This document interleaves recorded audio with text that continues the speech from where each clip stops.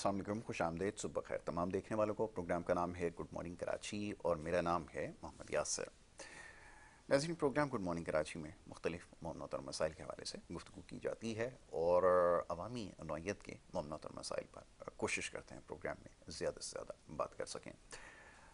और अवामी मसाइल इस कदर हैं कि क्या किया जाए, बहुत सारे मामलात पर गुफ्तगू करनी होती है, ताहम उसके बावजूद ये मामलात और मसाइल जो हैं ख़ास तौर पर जिनका बराह रास्त ताल्लुक़ एक आम आदमी से है, वो हल होने का नाम नहीं ले रहा है। अब जैसे गुज़िश्ता रोज़ बात होती रही शहर कराची के मसाइल के हवाले से, पानी की सूरत हाल हो, बिजली की लोड शेडिंग हो, भरपूर तरीके से जारी है, गैस की लोड शेडिंग हो, न जाने इस तरह के कितने मसाइल हैं। तो ख़्याल ये है कि लोग जब इन मामलात और मसाइल से बाहर नहीं निकलेंगे तो कैसे फिर दीगर मामलात के बारे में सोचेंगे, क्या कुछ हो रहा है मुल्क में, उसकी बेहतरी के लिए कैसे काम करना। और अब तो अलमिया ये है कि जैसे मैंने बताया कि पहले किसी ज़माने में बिजली, पानी और गैस की लोड शेडिंग हुआ करती थी, अब तो इंटरनेट की लोड शेडिंग होना जाने कितनी किस्म की लोड शेडिंग जो है वो उसके सिलसिले का आगाज़ हो चुका है। यकीनन हुकूमतें आती और जाती रहेंगी और ये सिलसिला आगे भी शायद इसी तरह चलता रहता। हम अवामी मसाइल के हवाले से कोई भी संजीदा नज़र नहीं आता। पार्लियामान के अंदर क्या होता है, किसके साथ मुज़ाकरात किए जाएँ, उसके लिए किन लोगों को मुतय्यन किया जाए, और न जाने इस तरह के कितने मामलात हैं आए दिन हम देखते हैं। अदालतों के अंदर क्या हो रहा है, किसकी ट्रांसफ़र हो रही है, किसकी पोस्टिंग हो रही है, किसकी मुद्दत मुलाजमत में तोसी दी जा रही है, ये मामला चलते रहते हैं। लेकिन ख्याल ये है आम आदमी को अब इससे कतई कोई ताल्लुक़ नहीं है। वो चाहता ही है कि उसकी जो बुनियादी ज़रूरतें हैं उनको पूरा किया जाए। और जैसे मैंने अभी अर्ज़ किया कि कोई भी हुकूमत हो, चाहे माजी में हो, इस वक्त हो, आने वाली हुकूमतें, कोई भी संजीदा नहीं है कि इन मामलात को हल किया जाए। और बड़ी अजीब बात है कि आदाद व शुमार के ऊपर बड़ी कोशिश होती है, तवानाइयाँ सर्फ की जाती हैं, आदाद व शुमार जो दिखाए जाते हैं उसके मुताबिक ऐसा मालूम होता है कि ख़ित्ते में सबसे ज़्यादा जो तरक्की हो रही है वो शायद ममलिकत खुदादात में ही हो रही है, मगर हकीकत इसके बिल्कुल बरक्स है। आम आदमी ये सवाल कर रहा है, बार बार ये मैसेजेस भेजे जाते हैं, लोग चाहते हैं कि इसके ऊपर गुफ्तगू करें कि यासिर साहब ये फरमाइए कि अगर वाक़तन आपकी मुल्क की मईशत इतनी बेहतर है जितनी कागज़ों पे नज़र आ रही है, तो एक आम आदमी का महर ज़िंदगी क्यों इतनी बुरी तरह मुतासर हो रहा है। और इस मुल्क में बड़ी ख़तरनाक बात है, बड़ा ख़तरनाक मामला है, एक पहलू इसका है आपकी जो मईशत का है, जिसको यकसर हमने नज़रअंदाज किए हुए हैं। और कितनी देर तक कर सकते हैं। अब सवाल ये पैदा होता है कि इसमें मिडिल क्लास को मुकम्मल तौर पर जो है वो ख़त्म कर दिया गया है। यानी कि इस मुल्क में अब दो तरह के तबके हैं, एक वो जो मरात याफ्ता हैं जिनके पास सारी मरातें हैं, बिजली भी है, पानी भी है, सब कुछ है, और दूसरी तरफ एक ऐसा तबका है जो इन तमाम चीज़ों से मुकम्मल तौर पर महरूम है। तो यही जो आपकी सियासी जमातें हैं, इनकी जो पॉलिसीज़ हैं और इनके जो इख्तलाफात हैं, ये उन्हीं की मन में मिन्नत है। और आगे भी मामला शायद इसी तरह जैसे मैंने कहा चलते रहें। तो बहरहाल इन मामलात पर गुफ्तगू की जाएगी। बातें बड़ी तल्ख़ हैं और सुबह के वक्त कोशिश तो ये होनी चाहिए कि आपको कोई ऐसी बात भी बताई जाए या सुनाई जाए जिससे दिन आपका अच्छा गुजरे। क्या करें, सुबह से लेकर शाम तक यही मामलात हैं जिससे हम लोग नबरदाज़मा हैं। जनाब जावेद सिद्दीकी साहब, पाकिस्तान तहरीक इंसाफ से आपका ताल्लुक़ है, हमारे पहले मेहमान हैं, स्टूडियोज़ में तशरीफ़ रखते हैं, उन्हें मैं खुशामदीद कहता हूँ। बहुत शुक्रिया जावेद सिद्दीकी साहब प्रोग्राम में हमें वक्त देने के लिए। उनके हमरा तशरीफ़ फरमाएँ मोहम्मद खिज़र खान साहब, जिनका ताल्लुक़ मरकज़ी मुस्लिम लीग से है, सदर हैं शोबा यूथ से, नौजवानों का जो शोबा है उसके आप सदर हैं, मरकज़ी मुस्लिम लीग से आपका ताल्लुक़ है। खिज़र साहब को खुशामदीद, बहुत शुक्रिया आपका खिज़र साहब प्रोग्राम में वक्त देने के लिए। जैसा सूरत हाल आपके सामने है, अब ऐवानों में क्या कुछ हो रहा है, किसके मामला किस तरह चल रहे हैं, लेकिन हाल ये है कि आप भी इस शहर कराची के पास ही हैं, रहने वाले हैं। शब रोज़ आपको इन मामलात का सामना रहता है। पानी की किल्लत है, बिजली की किल्लत है, गैस की किल्लत है, और न जाने कितने मामलात हैं। मामलात हल होने का नाम नहीं ले रहे हैं। क्या किया जाए, कौन सी ऐसी सियासत की जाए। लोग देखते हैं आपकी तरफ लोगों का बड़ा झुकाव रहा, लोग ये चाहते थे कि अवामी मसाइल के ऊपर सदा एहतजाज बुलंद की जाए, वो भी नाकाम रहे। फिर किससे उम्मीद रखी जाए, क्या किया जाए। आपका तो बड़ा एक इसमें किरदार हो सकता था, यकीनन हम इसके ऊपर बड़ी तनकीद करते हैं। हुकूमतें, जैसा मैंने कहा कि मुकम्मल तौर पर अगर नाकाम है तो अपोजिशन को फिर ये जिम्मेदारी लेनी होती है। वो अपोजिशन कहाँ है, लोग ये सवाल कर रहे हैं कि जो उनके मामलात और मसाइल के लिए आवाज़ उठाए। फरमाइए। बिस्मिल्लाहिर्रहमानिर्रहीम। देखें, अभी जिन मामलात और जिन मसाइल का आपने ज़िक्र किया है, ये अगर आज हम प्रोग्राम कर रहे हैं, अगर हम 10 साल पहले के प्रोग्राम को अगर देखें जी। اس وقت بھی یہی 20 سال پہلے بھی کریں تو ڈسکشن ہوتی تھی. اس سے پہلے دیکھیں تو اس وقت بھی یہی ڈسکشن ہوتی تھی, یہی بالکل ایسا ہی. جو آپ نے ابھی پانی, بجلی, گیس, اس وقت کچھ تھوڑا سا کم تھا ریشو عوام کی پریشانیوں کا, اور سوشل میڈیا بھی نہیں تھا, تو اس لیے بہت ساری چیزیں صرف ہمیں ڈراموں کے ذریعے, یہ اسٹیج پروگراموں کے ذریعے پہنچتی تھی. ایسا ہی. اور اس وقت آپ کو پتہ ہے جو جماعتیں تھیں وہ تو اس پہ زیادہ ڈسکس نہیں کرتی تھی, بلکہ وہ تو یہی کہتی تھی سب بہتر ہے, سب اچھا ہے, سب ٹھیک ہے عوام کو. لیکن اگر ہم انور مقصود صاحب کے ڈرامے دیکھیں, عمر شریف صاحب کے, معین اختر صاحب کے دیکھیں, تو وہاں پہ ہمیں پتہ چلتا تھا, یا ہم اپنے آپ کا جائزہ لیتے تھے تو ہمیں پتہ چلتا تھا کہ ہم کس پوزیشن میں. تو یہی حکومتیں تھیں, یہی پی ڈی ایم کی حکومتیں تھیں جو اس وقت بھی لوگوں کو یہی کہتی تھی کہ سب صحیح ہے. اور شاید آپ نے کچھ جو اس وقت کے جو پولیٹیشینس تھے جو حکومت میں ہوتے تھے یا حکومت میں آتے جاتے تھے, تو یہ کہتے تھے بس یہ ٹائم گزر جائے, اس کے بعد انشاءاللہ ساری پریشانیاں. بلکہ بے نظیر صاحبہ کا ایک بیان بھی آیا تھا جب وہ میرے خیال سے دوسری دفعہ بنی تھی پرائم منسٹر, تو جب بجٹ آیا تھا انہوں نے کہا تھا یہ کڑوی گولی ہے, یہ آپ نگل لیں, اس کے بعد پھر انشاءاللہ ساری چیزیں صحیح ہو جائیں گی. اور اب آپ اندازہ کر لیں اس بات, اس کے بعد بھی ان کی 2-3 دفعہ حکومتیں آئیں, اسی طرح مسلم لیگ نون کی بھی حکومتیں آئیں, اور وہ یہی دلاسا رہتا ہے کہ آپ یہ معاملات صحیح ہو جائیں گے. لیکن معاملات صحیح نہیں ہوئے. اس کی وجہ یہ تھی کہ جب تک آپ وزارتوں میں اور جو بیوروکریسی ہے وہاں پہ قابل لوگ نہیں لے کے آئیں گے اس وقت تک, اور مخلص, قابلیت کے ساتھ مخلص ہونا بھی ضروری ہے. آپ قابل تو بہت ہیں لیکن مخلص نہیں ہے تو بھی یہ معاملات حل نہیں ہوں گے, کیونکہ آپ کی قابلیت نیگیٹو سائڈ پہ. تو یہ سب چیزیں چلتی رہیں. اچھا, پھر دوسری بات یہ ہے کہ جیسے کہ اب ہمارے الیکشن اور ہماری حکومتیں آپ دیکھتے ہیں کہ جو عوام جن کو منتخب کرنا چاہتی ہے, جن کو ووٹ دیتی ہیں, وہ حکومت سے باہر ہوتے ہیں, اور جن کو حکومت سے باہر رکھنا چاہتی ہے عوام, وہ حکومت میں ہوتے ہیں. تو پھر ظاہر سی بات ہے پھر وہ انہی کی بات مانتے ہیں جو حکومت میں لاتے ہیں اور جو حکومت سے نکالتے ہیں. پھر وہ عوامی مسائل پہ توجہ نہیں دیتے. پھر وہ ساری خوشنودی جو ہے, وہ جو بند کمرے کے اجلاس ہے اور اس میں جو فیصلے ہوتے ہیں, پھر وہ ان کی خوشنودی کے لیے کام کرتے ہیں, عوام کے لیے نہیں کرتے. تو یہ ایک سسٹم جو بہت زیادہ اب تو اپنی انتہا کو پہنچ گیا ہے. تو جب تک اس میں تبدیلی نہیں آئے گی, عوامی رائے کو اہمیت نہیں دی جائے گی, جب تک عوامی مسائل حل نہیں ہوں گے. اور یہ اسی وقت ہو سکتا ہے. ابھی آپ دیکھ لیں, حال ہی کا دیکھ لیں کہ جو الیکشن ہوئے تھے اس میں جو رزلٹ آیا تھا, اور بہت عرصے کے بعد عوام نکلی تھی ووٹ دینے. مطلب ویسے تو عوام مایوس ہو گئی تھی, ووٹ دینے بھی نہیں جاتی تھی, اور آپ نے بھی ظاہر سی بات ہے, آپ کا میڈیا سے تعلق ہے, آپ کا رابطہ ہوتا ہے, تو کہتے ہیں یار ووٹ تو ڈل جائے گا, اور آنا تو میاں صاحب کو ہی, آنا تو زرداری صاحب کو ہی ہے, یا پیپلز پارٹی کو آنی ہے. مطلب وہ پہلے ہی سے ایک مائنڈ سیٹ بنا کے رکھتے تھے. لیکن فروری میں ایک بہت اچھا موقع ملا تھا عوامی رائے کا.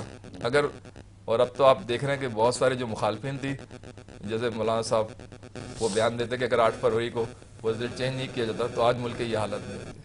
تو اب اس چیز کو سمجھنے کی بات ہے کہ بیسک غلطی جو ہے وہ صرف اور صرف یہ ہے کہ چند لوگوں کی مرضی اور منشا پہ جو ملک چل رہا ہے, اس کے بجائے عوامی رائے پہ اگر ملک چلے تو انشاءاللہ آہستہ آہستہ حالات بہتر ہوں گے.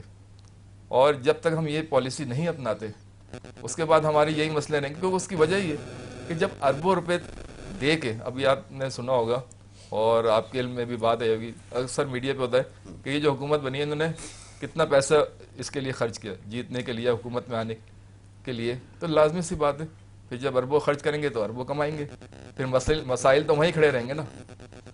تو یہ سب چیزیں ہیں, اور یہ سب جانتے ہیں. مطلب ایک عام آدمی, میرے اور آپ جیسا ایک آدمی جانتا ہے, تو جو اوپر بیٹھے ہوئے ہیں, جو چلا رہے ہیں, کیا وہ یہ بات نہیں جانتے؟ میرا سوال ابھی بھی وہی آپ سے ہے کہ اس میں اپوزیشن میں اب کیونکہ آپ ہیں, آپ کے پاس ذمہ داری ہے, اور جیسے میں نے کہا کہ عوامی مسائل کے لیے آواز بلند کرنا یہ آپ کی اخلاقی ذمہ داری ہے. بالکل آپ نے کیا کیا دیکھیں, بالکل آپ یہ صحیح کہہ رہے ہیں. لیکن اس وقت گزشتہ تقریباً 1-1.5 سال سے جو ہمارے ساتھ ہو رہا ہے وہ بھی کسی سے ڈھکا چھپا نہیں ہے. یعنی جب ہم کسی چیز پہ کوئی احتجاج کرتے ہیں, اور ابھی جو اتنا بڑا ایک واقعہ اسلام آباد میں ہوا, تو وہ بھی ایک عوامی احتجاج ہی تھا.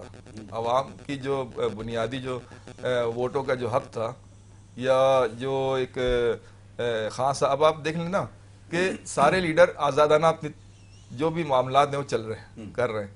صرف واحد پی ٹی آئی ایک ایسی جماعت ہے کہ جس کی پوری لیڈرشپ کو آپ نے بند کیا ہوا ہے, اور تقریباً 1.5 سال ہو گیا. صحیح ہے. اب مجھے بتائیں, اب بیچ میں بہت سارے لوگ ایسے ہیں جو کنفیوژن پھیلاتے ہیں, جو میں اکثر پروگراموں میں کہتا رہتا ہوں اور پھر آپ نے دیکھا کہ جب ہم ذرا سا بھی کوئی احتجاج کرتے ہیں اس طرح کرتے ہیں تو جو کچھ ہمارے ساتھ ہوتا ہے وہ بھی اب کسی سے ڈھکی چھپی بات نہیں تھوڑا سا اختلاف یہاں ہے، پہ ڈھکی چھپی بات نہیں ہے. اس کی وجہ پتہ ہے کیا؟ عوامی اب دیکھیں ہاں عوامی مسائل کی میں ابھی میں اسی طرف آ رہا ہوں آپ ہی کی طرف. دیکھیں عوامی مسائل کا حل اب یہ نہیں ہے کہ ایک جماعت کھڑی ہو بولے جی پانی کا مسئلہ حل کر دیں، دوسری جماعت کھڑی ہو بولے جی گیس کا مسئلہ میرے ادھر گیس نہیں آ رہی میرا گیس کا مسئلہ حل کر دیں، تیسری جماعت کھڑی ہو جی وہ میرا سیوریج کا مسئلہ ہے. اب یہ مسئلوں سے ہم بہت یہ مسئلے تو اب بہت چھوٹے ہو گئے. اب تو ہمارا روزگار، تحفظ، آزادی حقوق جو بولنے کی ایک آزادی ہوتی ہے، اب تو ہماری وہ چیزیں بھی سلب کر دی گئی. پہلے تو چلے بندہ بول لیتا تھا لیکن آپ دیکھیں اب جب احتجاج ہوتا ہے تو احتجاج کرنے والوں کے ساتھ کیا ہوتا ہے یہ بھی آپ کے علم میں ہے. تو کہنے کا مقصد یہ ہے کہ اب ہمیں صرف مختصر مسئلوں کا نہیں پورے نظام کی تبدیلی کا عمل کرنا چاہیے. اور جب تک وہ نہیں ہوتا جب تک آپ دیکھ لیں کہ کوئی پانی کے مسئلے پہ بول رہا ہوگا کوئی بجلی پہ بول رہا ہوگا لیکن لوگ وہی ہوں گے، مطلب چہرے وہی رہیں گے. آپ انہی سے مسئلے حل کروائے جاتے ہیں جنہوں نے مسئلے پیدا کیے. نظام کو بدلنے کی ضرورت ہے، یہ آپ کا کہنا ہے کہ چہروں کو نہیں نظام کو بدلنے کی ضرورت ہے. خضر صاحب فرمائیے، آپ یقیناً صورتحال کا جائزہ لے رہے ہیں، آپ کا بھی ایک سیاسی جماعت سے وابستگی ہے اور دوسری طرف یہ جو کچھ ہو رہا ہے یہ بھی آپ کے سامنے ہے. جیسے میں نے عرض کیا ابھی کچھ دیر قبل کہ عوامی مسائل کے حوالے سے بات کون کرے. ابھی جیسے انہوں نے کہا کہ وہ مطالبات ہو رہے ہیں مگر ہمیں یہ محسوس ہو رہا ہے کہ محض ایک ہی مطالبہ ہے جس کے لیے ساری تگ و دو ہو رہی ہے.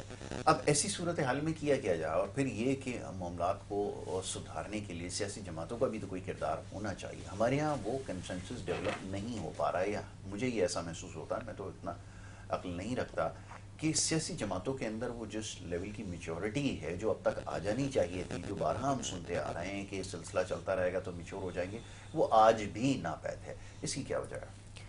جناب دیکھیں اس کی سب سے بڑی مسئلہ یہ ہے کہ جب کوئی سیاسی جماعت اقتدار میں آتی ہے تو اس کا فرسٹ پرائرٹی ہوتی ہے کہ ہم نے اس اقتدار کے 5 سال پورے کرنے اور اگلے 5 سال کے اندر بھی ہم نہیں آنا ہے.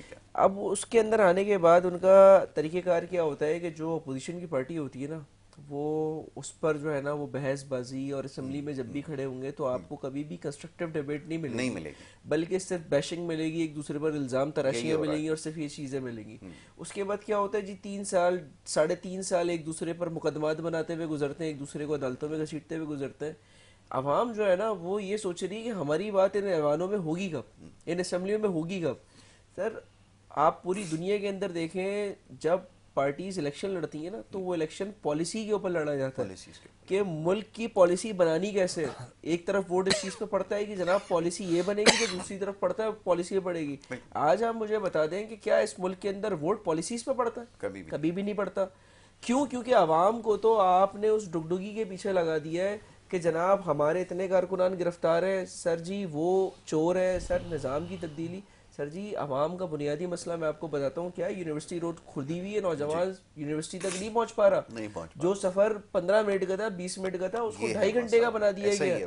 اس کا یہ مسئلہ نہیں ہے کہ آپ ایوان میں کسی کو گھسیٹتے ہیں یا کسی پہ الزام لگاتے ہیں، اس کا مسئلہ یہ ہے کہ سر ٹھنڈ آ چکی ہے لیکن گیس نہیں ہے کہ گیزر چل سکے.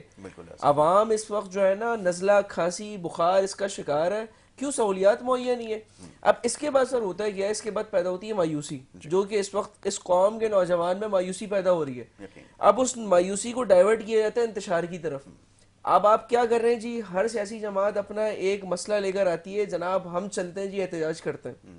اچھا جی ٹھیک ہے، میں سوال کرتا ہوں کہ یہ جماعتیں ماضی کے اندر اقتدار میں نہیں رہی ہیں؟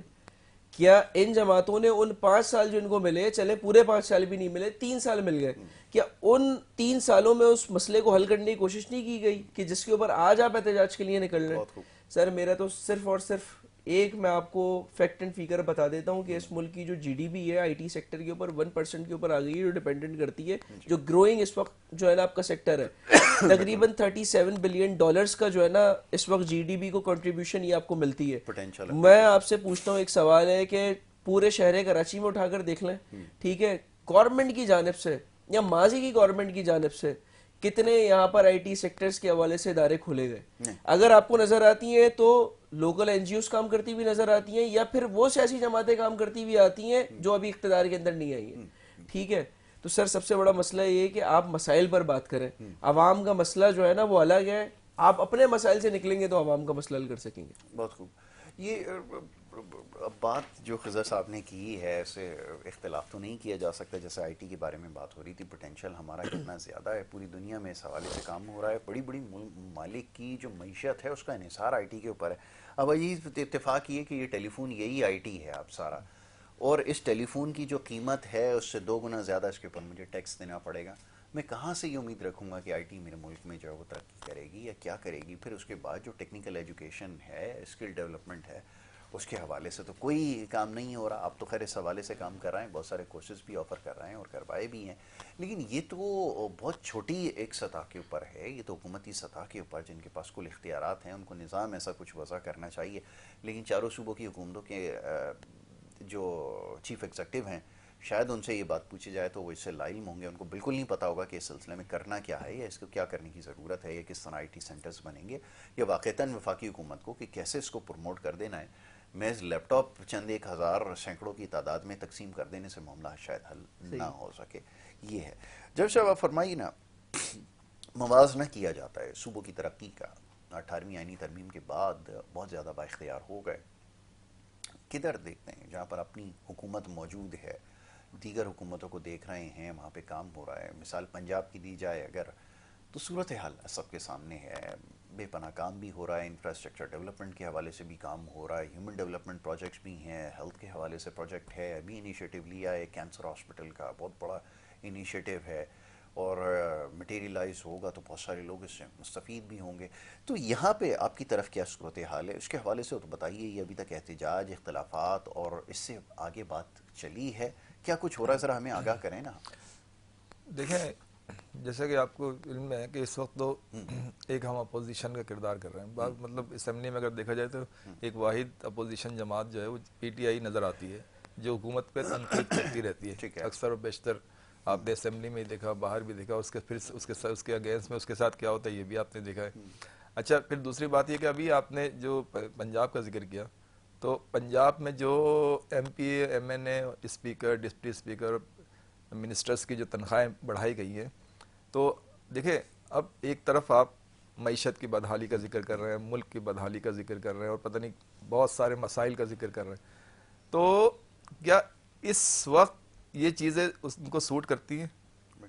یعنی آپ نے 1 لاکھ والے کی 5 لاکھ کر دی, 2 لاکھ والے کی 9 لاکھ کر دی, اور پھر وزیروں کی اور اسپیکر کی مراج جو ہیں وہ اس کے علاوہ جو بجلی اور یہ. اچھا, پھر آپ یہ دیکھیں, بے حسی کا عالم دیکھیں یہ کہ اس وقت پرزور احتجاج ہو رہا ہے. آپ نے سوشل میڈیا بھی دیکھا ہوگا کہ جو پیٹرول اور جو گیس اور جو بجلی فری دیتے ہیں, جب آپ نے اتنی ان کو تنخواہیں کر دی ہیں تو وہ ختم کر دیں. اس سے بھی کوئی قرارداد لا رہے ہیں آپ لوگ اپوزیشن میں, تو وہاں پہ بھی بیٹھے ہیں اس کے. دیکھیں, اپوزیشن میں ہم جب بھی بات کرتے ہیں, آپ نے دیکھا نہیں بلکہ اس کے خلاف کوئی گئے اسپیکر کے پاس کہ اس کو روکنا چاہیے, اس کی کوئی ضرورت نہیں ہے؟ نہیں, اس کے خلاف ووٹ دیا ہے آپ نے شاید. جب یہ بل پاس ہو رہا تھا, تو پی ٹی آئی نے اس کے خلاف ووٹ دیا ہے. پی ٹی آئی نے اس کے حق میں ووٹ نہیں دیا کہ یہ ہونا چاہیے, اس کے خلاف ووٹ دیا. ظاہر سی بات ہے جو وہ کر سکتی ہے, جو ان کی اختیارات ہے وہی کریں گے نا. ٹھیک ہے. اچھا, پھر دوسری بات یہ کہ یہ تو اب آپ دیکھیں پنجاب میں جو جس طرح ان کا کہ کبھی سستی روٹی کا پروجیکٹ ہوتا ہے, اس میں اربوں روپے چلے جاتے ہیں. کبھی اچھا لیپ ٹاپس کا ہے, چلے وہ کسی حد تک اگر کوئی ضرورت مند ہے نہیں لے سکتا. آپ کو پتا ہے کہ آج کل لیپ ٹاپ وغیرہ کوئی بھی نہیں لے سکتا. 1 لاکھ کے لگ بھگ ہو گئے, جو ہر آدمی افورڈ نہیں کر سکتا. بلکہ فیسیں جو آج کل پرائیویٹ کالج کی ہے. ہمارے یہاں سب سے بنیادی مسئلہ جو میں اکثر بیشتر کہتا ہوں, تعلیم اور صحت. اب آپ دیکھیں, آپ نے پرائیویٹ چیزوں کی بھرمار کر دی, پرائیویٹ کالج کی بھرمار کر دی, پرائیویٹ یونیورسٹیوں کی بھرمار کر دی, لیکن سرکاری سطح پہ آپ کراچی کی ایک مثال لے لیں. کراچی میں جو یونیورسٹیاں ہیں, جو کالجز ہیں, آپ مجھے بتائیں اس 10 15 20 سالوں میں کتنا اس میں اضافہ ہوا. سرکاری کی بات کر رہا ہوں, کیونکہ ہر آدمی پرائیویٹ میں تو افورڈ نہیں کر سکتا. بچہ آپ کا بہت ٹیلنٹڈ ہے اور بہت قابل ہے, وہ ملک کے لیے بہت کچھ کر سکتا ہے اگر اسے موقع ملے, لیکن جب وہ فیسیں ہی نہیں دے سکتا, اور جب وہ جو میرٹ جب آپ کے ٹیسٹ ہوتے ہیں سرکاری, اس میں آپ نے دیکھا ہزاروں کی تعداد میں اچھے ہائیلی ایجوکیٹڈ بچے اس میں ٹیسٹ دیتے ہیں, لیکن وہاں سیٹیں اتنی کم ہوتی ہیں کہ وہ نہیں مل سکتا. آپ کے بھی بہت سارے جاننے والے ہوں گے, میرے بھی بہت سارے جاننے والے ہوں گے, کہ جو مجبوراً پھر اپنی فیلڈ چینج کر لیتے ہیں, کیونکہ افورڈ نہیں کر سکتے وہ پرائیویٹ میں. اگر کوئی ڈاکٹر بننا چاہتا ہے یا انجینئر بننا چاہتا ہے, لیکن جب پرائیویٹ میں جاتا ہے وہ ذرا فیسیں سنتا ہے, اب ایک آدمی کی تنخواہ 1 لاکھ روپے, تو وہ کہاں سے 70-80 ہزار روپے پر منتھ فیس دے سکتا ہے. اب سوال کی طرف آئیے.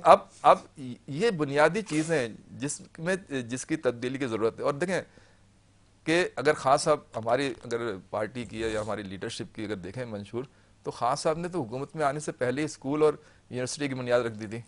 تو اس سے ان کے ویژن کا پتہ چلتا ہے کہ وہ تعلیم اور صحت کو کتنے دیتے ہیں. اور ابھی بھی آپ نے دیکھا کہ تیسرا کراچی میں جو کینسر ہاسپٹل بن رہا ہے, یعنی جو چیزیں آج گورنمنٹ اناؤنس کر رہی جو 40 سال سے گورنمنٹوں میں تھے, وہ آج ان چیزوں کو اناؤنس کر رہی جو خان صاحب پتہ نہیں کتنے عرصے پہلے بنا چکے ہیں.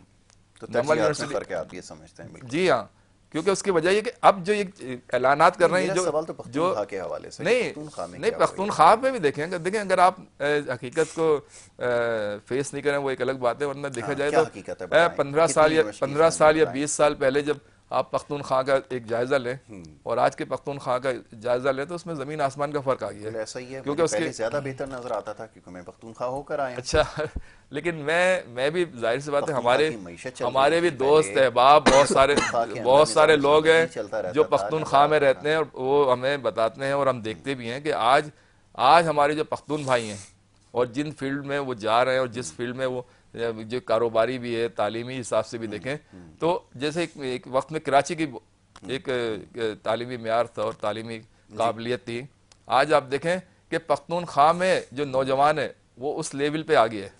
معذرت کے ساتھ آپ کے جو دوست ہیں آپ کو غلط بتا رہے ہیں. خضر صاحب کی طرف نہیں آج اچھا پھر دوسری بات یہ دیکھ لیں کہ اسمبلیوں میں دیکھ لیں پختونخوا کی جو لیڈرشپ تھی, آج آپ دیکھ لیں جو وہاں پہ ہیں, اور جو ہماری خاندانہ گلزار کا میں خاص طور پہ ذکر کروں ہوں, خواتین میں جس طرح ان کی جو ایک قابلیت کا اندازہ ہوتا ہے ان کی بات چیت سے, اور محمد خان صاحب, تو کہنے کا مقصد یہ ہے اب آپ اس کے مخالفت میں نہیں جائیں کہ وہ کیا بولتے. دیکھیں جب آپ کے لیڈرشپ آپ کی سب چیزیں اس پہ جس طرح زیور سے لگانے کی, تو اس میں تھوڑا سا جذباتی پن آ جاتا ہے. ٹھیک ہے, میں ابھی اس کی طرف بات کرتا ہوں ذرا. میں ذرا خضر صاحب کو موقع دوں گا نا, سب کو برابر کا موقع ملنا چاہیے. خضر صاحب فرمائیے, اب یہ صورتحال ہے, اتنا شاندار کام ہو رہا ہے سندھ کے اندر, تو مثالی کام ہے, باہر سے لوگ آ رہے ہیں کہ یہ حکومت ہمیں دے دی جائے کہ ہم بھی اپنے یہاں اس طرح کے کام کریں. بڑے بڑے ممالک, وہ تو فرانس اور جرمنی بنا دیا انہوں نے, یورپ تو یہاں پر آ رہے ہیں وہ حکومتیں ادھار لینے کے لیے اس طرح. پختونخوا میں جیسے بھی بتا رہے ہیں کہ 15 سال پہلے اور آج کی صورتحال, تو یہ جو ہمارے یہاں کام ہو رہا ہے, پھر آپ سیاست کیسے کریں گے؟ آپ کی تو کوئی جگہ نہیں بنتی پھر سیاست کرنے کی. سر میں سب سے پہلے تو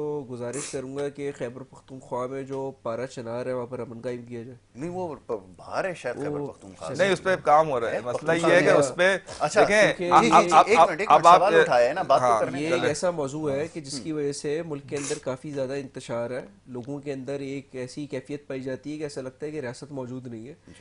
تو وہاں پر بیٹھ کر سب سے پہلے تو وہاں پر امن قائم ہونا چاہیے.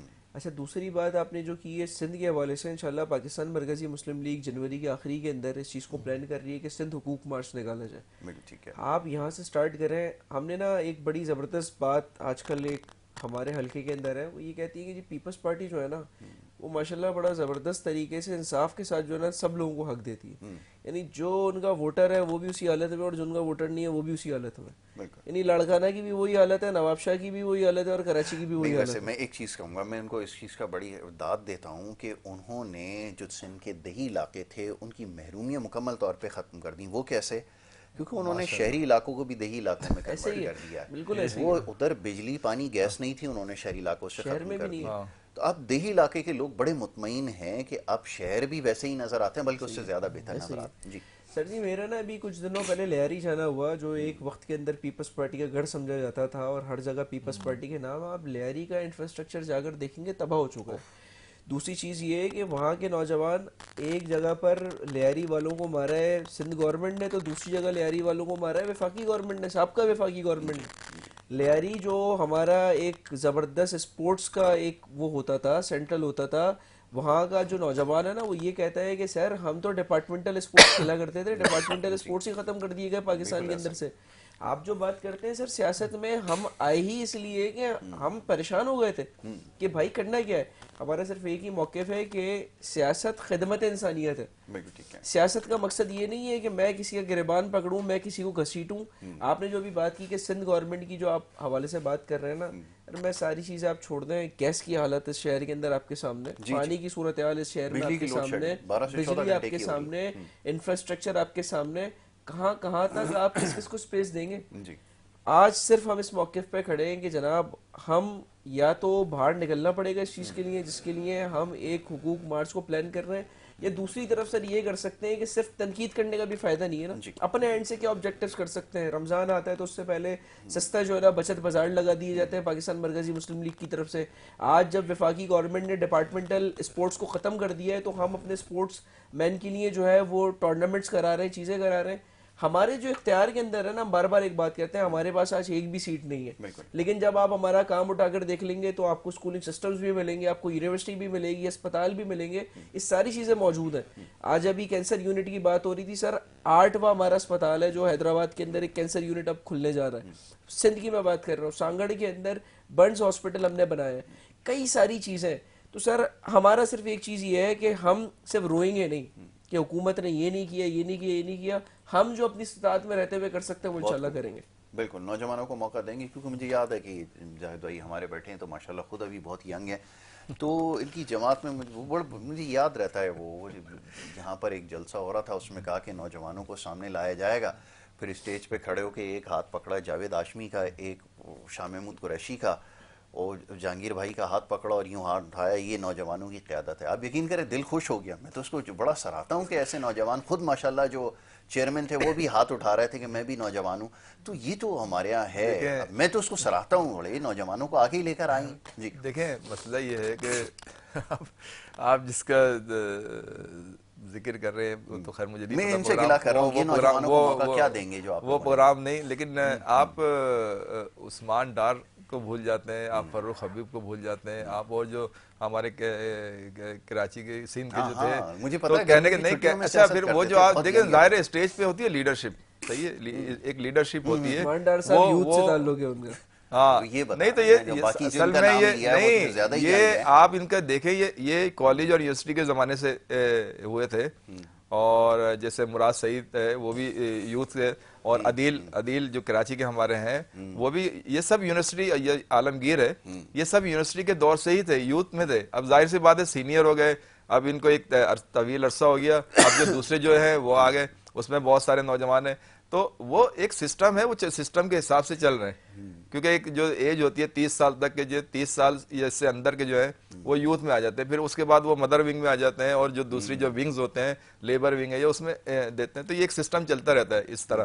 اب آپ وہ ایک پرانی 10-20 سال پرانی بات لے کے اور اسی کو دہراتے رہے تو وہ ایک الگ ہے, سسٹم آگے چل رہا ہے. اچھا پھر دوسری بات یہ ہے کہ جیسے ابھی آپ نے کہا کہ سندھ کے اور کراچی کے مسائل, آپ کے ساتھ بہت سارے میں دیکھتا ہوں, میرے ساتھ بھی بیٹھتے ہیں پیپلز پارٹی والے, اور وہ جس طرح سندھ کے بتاتے ہیں, سندھ کی جو یورپ بنا دیا اور امریکہ بنا دیا اور وہ بنا دیا, تو یہ دیکھ کیا وجہ ہے کہ اتنے مسائل ہونے کے بعد ہمیشہ پیپلز پارٹی پھر آ جاتی ہے گورنمنٹ میں, کیونکہ ہمارے کارکردگی پہ اصل میں نہیں, جو لانے والے دیکھیں کارکردگی نہیں, جو لانے والے ہیں, اگر عوامی آپ مجھے بتائیں کراچی میں ہی نہیں, سنیے یہ جو پنجاب میں, کل ایک میں سوال دیکھ رہا تھا, ایک کسی شخص نے یہ سوال کیا کہ آپ یہ بتائیے کہ اگر ملک کے سارے معاشی مسائل حل ہو جائیں گے, سب کچھ ٹھیک ہو جائے گا, کیا اس کے بعد مسلم لیگ نون اگلے انتخابات میں کامیاب ہو سکے گی؟ تو اس کا جواب ہے نہیں, کیونکہ آپ کارکردگی جتنی دکھا لیں, آپ کے یہاں تو لوگ بیچارگی کے اوپر, زیادتی کے اوپر, مظلومیت کے اوپر ووٹ دیتے آئیں, اور وہ سلسلہ شاید چلتا رہے. یہ ایک مائنڈ سیٹ بنایا گیا ہے, یہ سب چیز دیکھیں. اچھا آپ ایک مثال, اچھا آپ ایک مثال نہیں, ایک مثال دیکھیں, سوشل میڈیا پہ جو کر رہا ہے مائنڈ سیٹ ہی تو آپ نے دیکھیں مسئلہ نہیں, ہمارے ساتھ تو کہیں کہا ہے ہمارے ساتھ تو ہماری ہو تو ہمیں ووٹ دو, آپ نے کہا ہے سر تو ہمارا, اچھا ہماری کارکردگی کو اس طرح بیان کیا جاتا ہے جیسے وہ نون لیگ یا پیپلز پارٹی جو دوسری پارٹیاں ہیں جو 30 سال سے کر رہی ہیں, ان کے مقابلے میں ہمارا وقت پر ہماری کارکردگی بہت خراب تھی. اچھا دوسری بات یہ ہے, آپ نے ابھی خود کہا ختم ہو گیا, بریک کے دوران آپ کی ساری گفتگو سنیں گے, بریک لینا ہے, بریک کے بعد دوسرے سیگمنٹ کی طرف. اچھا جی, ایک چھوٹی سی بریک ہے, بریک کے بعد دوسرے سیگمنٹ کی طرف بڑھتے ہیں, آپ دیکھتے رہیے ہمارا پروگرام.